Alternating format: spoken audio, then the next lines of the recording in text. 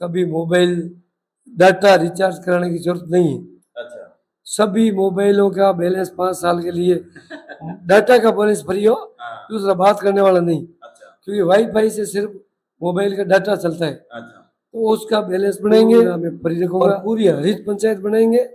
Highway से direct connectivity रखेंगे, highway से चलेगा वो देख के जाएगा। तो जब तक अपनी पंचायत नहीं पहुंचेगा तब तक सोचेगा कि वास्तव में ऐसी पंचायत होती है। नमस्कार दोस्तों, अभी अपने राज्य के अंदर नगर निकाय और पंचायत राज के चुनाव को कुछ ही टाइम बचे हैं, क्योंकि अब हाई कोर्ट ने भी सरकार को नोटिस थमाया है और उन्होंने कहा है कि आपको 31 जुलाई तक आपको चुनाव कराने होंगे, क्योंकि अभी गांवों के खूब सारे विकास है जो रुक पड़े हैं। आपको बता दें, जो नरेगा का बात करें, टाकों का, खूब सारे जो गांव के धरातल के जो विकास है वो रुक गए, क्योंकि गांव का जो मुखिया होता है वो सरपंच होता है। वो भी आज हम सरपंच, कोई भी गांव का सरपंच तो उसके पास में जाते हैं तो उसके पास वही कहते हैं कि भाई हमारे पास में बजट नहीं है, या हमारे पास में तमाम तरीके की जो बातें हैं वो निकल के आती हैं। तो अभी जिस तरीके से सरपंचों के चुनाव को लेकर ऐलान कर दिया है, हमारे साथ में पूर्व सरपंच भी रह चुके हैं और अभी वर्तमान में जो सरपंच की दावेदारी भी कर रहे हैं, दुर्गा राम जी बेनीवाल, जो पूर्व सिवाड़ा के जो सांसौर के अंदर सिवाड़ा है उसके सरपंच भी रह चुके हैं। दुर्गा राम जी, राम राम सर। राम राम राम राम। दुर्गा राम जी, अभी सरपंचों के चुनाव है जो आ रहे हैं और उसको लेकर जिस तरीके से हाई कोर्ट ने सरकार को अल्टीमेट भी दिया है कि आपको चुनाव जल्दी करवाना चाहिए, क्या आप एक सरपंच भी रह चुके हैं, गांव के लिए सरपंच कितने जरूरी है? साहब, विकास की पहली जो धुरी होती है वो सरपंच ही होता है। अच्छा। सरपंच का जुड़ाव सीधा जनता से डायरेक्ट, और उसको सरपंच को ही पता होता है कि किस व्यक्ति की क्या समस्या है और किसको विकास कार्य से कौन वंचित है, उसको कैसे जोड़ना है, और बाकी जितने भी विकास कार्य करने हैं वो सरपंच ही करवाता है। तो मैं तो 5 साल सरपंच रहा शिवाड़ा में। बड़ी पंचायत थी, 7 गांव है उसमें। हमने तो पूरे 5 वर्ष में एक दिन ही छुट्टी रखी नहीं। मैं तो बड़े काम करे हो, ज़्यादा से ज़्यादा रोजगार महिला दिनों नरेगा का काम 24 घंटे चालू रहता। ऐसा कोई महीना नहीं था कि 500 से कम रोजगार सृजन किए हो। अब क्योंकि हमारे टाइम में भी 1 साल कोरोना में गया था, तो पंचायत के और लोगों को विकास कार्य भी रुके थे और रोजगार भी रुका था।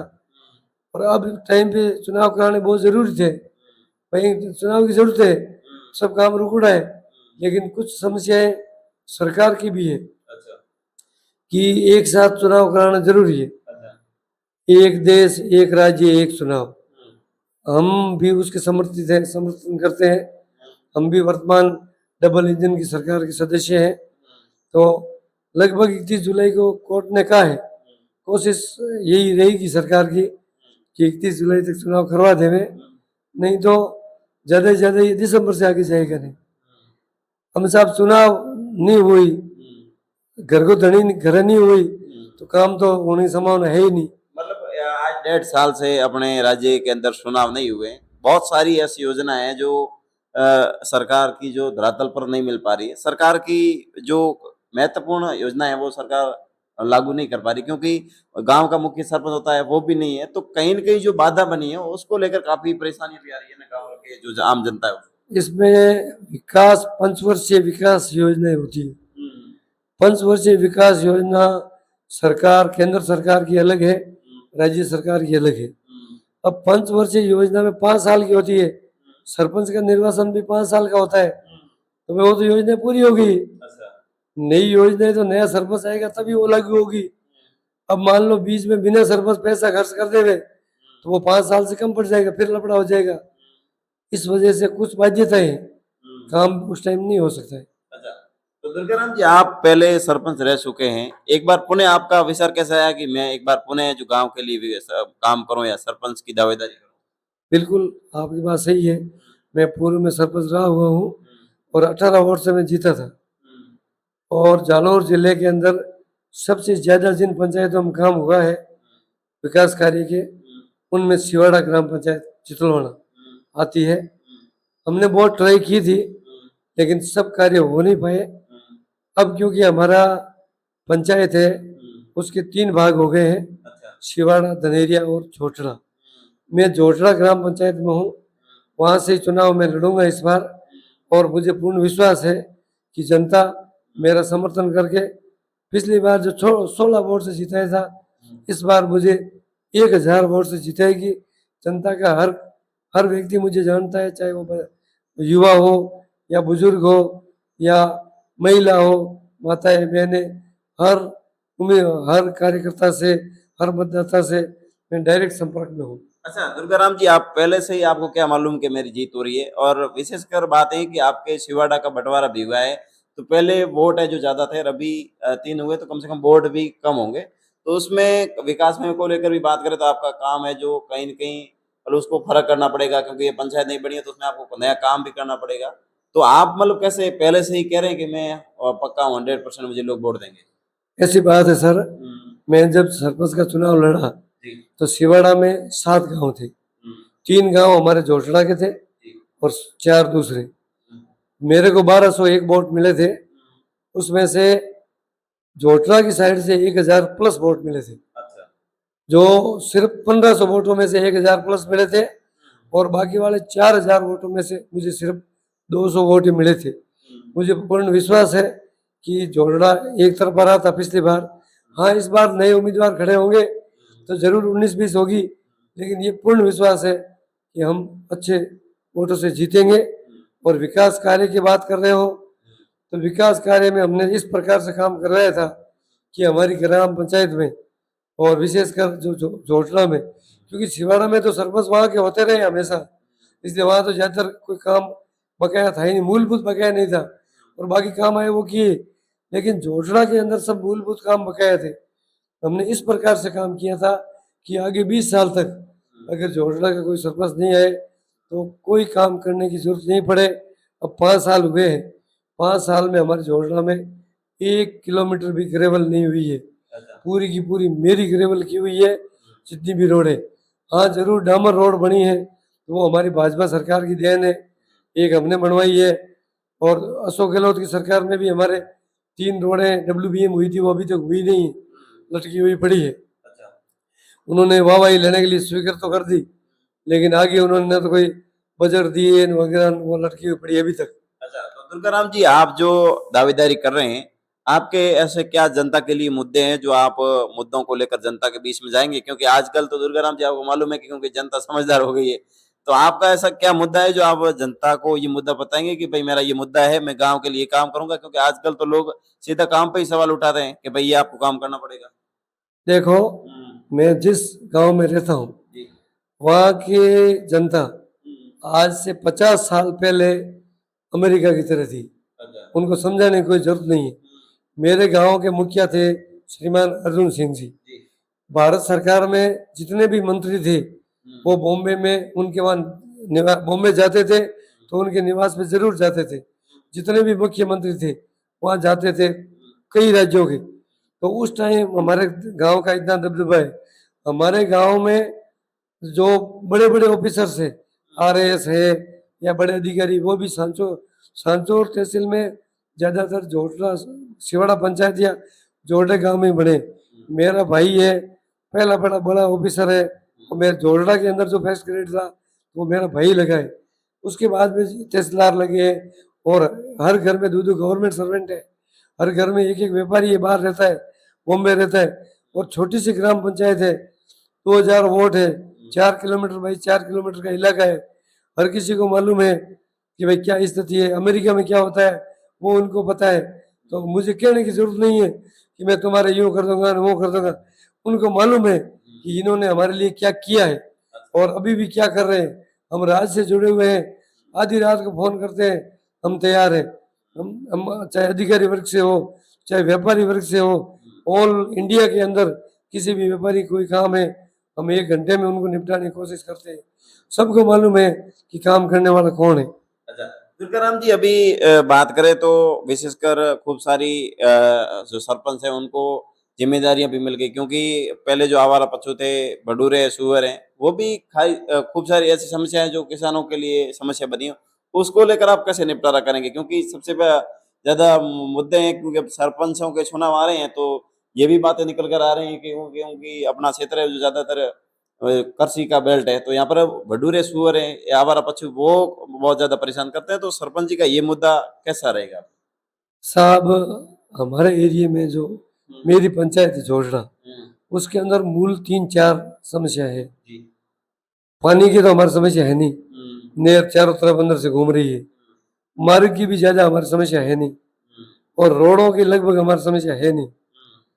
जो कुछ मामले रोड ऐसी है वहाँ हम सीसी बनाएंगे। मेन समस्या क्या है आज की, वो समस्या है महिलाओं के मोबाइल वाली। अब मोबाइल तो ला गए लेकिन उसमें डाटा नहीं है। अच्छा, डाटा नहीं है। तो हमने ये पहले भी मैं बॉम्बे ज्यादातर मैंने 30 साल LIC का काम किया, तो मैं बॉम्बे जाता था, कोलकाता जाता था। 20 साल पहले वो वाईफाई होते थे रेलवे स्टेशन पे। तो मेरा पहला ही काम ये है कि मैं पूरे जोटला के 3 गांव में 7-8 ऐसे सेक्टर बनाऊंगा जहाँ वाईफाई सेट करेंगे। तो मेरे गांव के अंदर किसी भी व्यक्ति को मेरे रहते हुए 5 साल तक कभी मोबाइल डाटा रिचार्ज कराने की जरूरत नहीं है। अच्छा। सभी मोबाइलों का बैलेंस 5 साल के लिए डाटा का बैलेंस फ्री हो, दूसरा बात करने वाला नहीं। अच्छा। क्योंकि वाईफाई से सिर्फ मोबाइल का डाटा चलता है, अच्छा। तो उसका बैलेंस पूरा मैं फ्री रखूंगा, और वो मैं महिलाओं को विश्वास है। दूसरी बात जो आपने कही है बंडूरों वाले, उसको भी अपन लेंगे। हमारे यहाँ पानी की समस्या सबसे ज्यादा है। नहरों के अंदर से पानी रिचार्ज हो गया, उससे पानी नीचे ज्यादा हो गया, फिर क्या नहरों का सीपेज जो पानी अपने आप नीचे जाता है, उससे भी पानी का लेवल ऊपर आ गया। और सबसे बड़ी विपर्यय तूफान आया, उसमें इतना पानी गिरा कि हमारी नहरें बनी हुई ऐसे ऐसे करके हर किलोमीटर से, तो उनके बीच में वो पानी इकट्ठा होकर और वो खेत पानी से भर गए। आज की डेट में मेरी ग्राम पंचायत का 60% भाग ऐसा ऐसा पानी भरा हुआ है, और वहां पर जमीन वो खत्म हो गई है, कृषि योग्य नहीं है। तो मैंने नेट से करो या अन्य स्रोतों से करो, तो पता किया कि इजराइल के अंदर एक ऐसी पद्धति है, उस पद्धति को लाकर यहाँ अपन यूज करेंगे तो पानी सूख जाएगा, नहीं भी सूखेगा तो उसमें भयंकर अनाज होगा। किसानों की जो समस्या है वो समाप्त हो जाएगी, करने की कोशिश करेंगे समस्या की, और मकान है वो भी नहीं गिरेंगे इस पानी के अंदर से भी।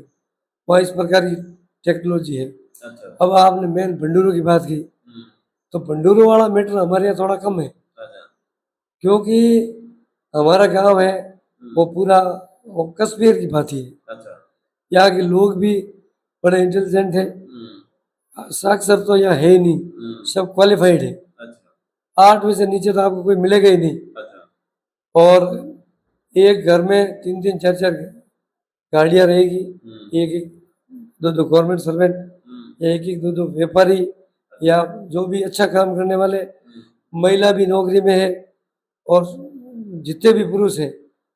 मेरे गांव में अगर पूरे गांव में घूमोगे तो आपको एंड्रॉइड फोन ही मिलेंगे, और दूसरा वाला फोन शायद कोई 1-2 मिले, मुझे लग रहा है 1-2 ही नहीं मिलेंगे। अच्छा। इसलिए वहां पर ज्यादा वो अगर नेता आवे न झांसा ठेके कि मैं तारी नौकरी तेरे घर, वो वहाँ चलने वाले है नहीं। वहाँ तो सबको मालूम है कौन क्या कराता है और कौन क्या करेगा। भंडूरे थोड़ा क्षेत्र मेरे पास में एक भैंसारिया नाडी है, वहाँ थोड़े बहुत रहते हैं।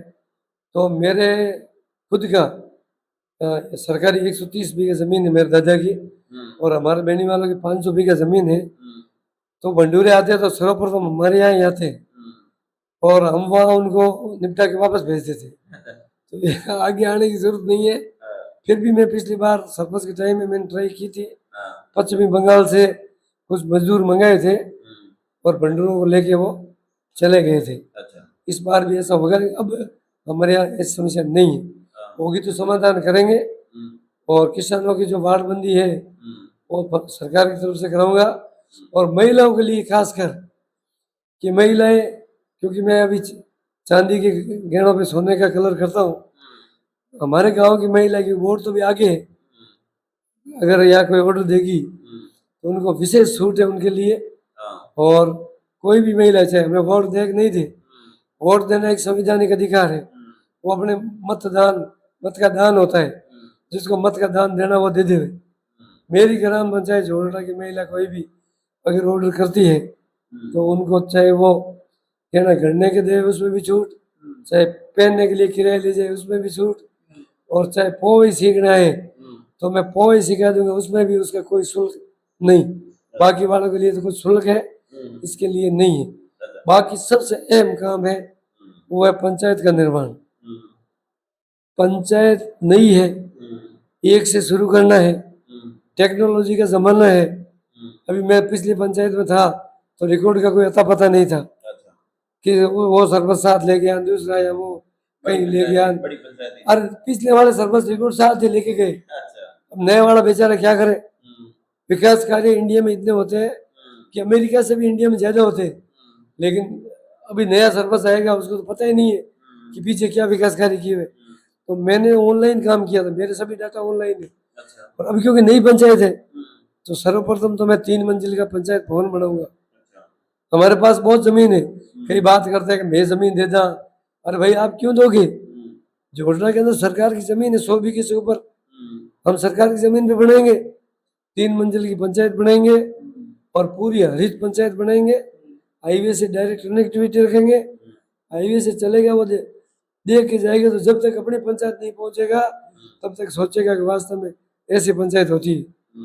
नंबर 2, वो हमारे परिवार की तरफ से, हम जीतो कि नहीं जीतो वो जनता का मामला है कि हमारा विश्वास है कि हम जीतेंगे, लेकिन हम एक हाई क्वालिफाइड लाइब्रेरी बनाएंगे जो कम से कम 20 लाख रुपए की होगी, वो हमारे परिवार की बनाएंगे। सिर्फ एक हम जीत गए तो हमें कोई दिक्कत नहीं, ग्राम पंचायत की तरफ से रख रखाव हम करेंगे, नहीं तो रख रखाव जो भी ग्राम पंचायत आएगी रख रखाव की जिम्मेदारी लेगी। हम एसी युक्त, आधुनिक कंप्यूटर युक्त, वाईफाई युक्त बनाएंगे और हमारे बच्चे जो भी बाहर पढ़ने जाते हैं, चाहे वो किसी भी इंस्टीट्यूट में है हिंदुस्तान में, हमसे अगर सहायता मांगेंगे तो हम उनकी फीस में भी माफ करवाएंगे कुछ परसेंट, जितने परसेंट भी हो। आज गरीब आदमी के 10,000 माफ है तो एक नहीं है, पूरे भारत में कहीं भी अगर ट्रेनिंग के लिए गया है और हमसे कहेगा कि भाई आप हमारी मदद करो, हम उसकी हर फीस में मदद करेंगे। और चुनाव आगे है, अभी हमारा अगले 2 दिनों में हम पंचायत में काम चालू करेंगे, हर घर जाएंगे और अगले 2 महीनों तक हमारी कोशिश रहेगी पहले ही हम निपटा देंगे। ज्यादातर जो सरपंच से होते हैं काम वो ही उस टाइम तक रखेंगे, जैसे लाइट का सुधारीकरण है, पानी का सुधारीकरण है, नहरी सुधारीकरण है, इसका पंचायत से डायरेक्ट लिंक नहीं है, ये राज्य सरकार का मामला है जो राज्य सरकार के संबंधित है, क्योंकि राज्य में भाजपा की सरकार है, हम भाजपा के भाई कार्यकर्ता है, तो हम वो जनता का ज्यादा से ज्यादा काम करवाएंगे, कर ही रहे हैं। आज की डेट में भी कोई भी फोन आता है तो हम एनी टाइम हाजिर है। और बाकी हमारा पंचायत अपराध मुक्त है, अपराध हमारे यहाँ कम ही होते हैं, लड़ाई है, झगड़ा है, एक दूसरे की टांग खिंचाई है, वो भी हमारे यहाँ है नहीं। अभी तक हमारे गांव के पंचों ने एक साथ ही समर्थन दिया है, जिसको खड़ा किया है एक का ही समर्थन दिया है, चाहे मेयर को दिया है तो 1500 वोट में से 1000 से ज्यादा आना, गवर्नमेंट कहती है कि 70% अगर काम हो जाता है तो वो एक तरफा माना जाता है।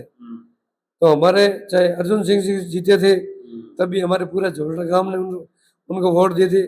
जातिवाद का हमारे यहाँ प्रश्न नहीं है, अगर जातिवाद का प्रश्न होता तो हमारी पंचायत में राजपूत जाति के 200 वोट है और हमारे अर्जुन सिंह जी जीते थे, इसलिए ऐसा कुछ नहीं, जातिवाद में हम ध्यान नहीं रखते। हमारे सिर्फ एक ही चाहते हैं कि ज्यादा से ज्यादा सुव्यवस्थित आदमी को जिताए ताकि जनता का काम करें। अब 5 सालों में जनता को पता है कि हमारी जनता का क्या हाल है। धन्यवाद। तो ये हमारे साथ में थे दुर्गाराम जी बेनीवाल, जिन्होंने पूरे विस्तृत मुद्दे बताए और इनके जो मुद्दे हैं वो जनता के लायक हैं, हित के मुद्दे हैं और वास्तव के अंदर हर कोई सरपंच को बेबाकी से अपने ऐसे मुद्दे जनता के सामने रखने सही। और वाकई के अंदर इनका जो पूर्व सरपंच का कार्यकाल है बहुत बेहतरीन रहा है, उसकी भी हमने जांच की है। तो आप अगर दुर्गाराम जी के भी गांव से वीडियो देख रहे हैं तो आप कमेंट जरूर करें। और अभी सरपंचों के चुनाव को लेकर जितने भी सरपंच अपना पॉडकास्ट इंटरव्यू देना चाहते हैं तो आप हमारे से संपर्क कर सकते हैं। धन्यवाद।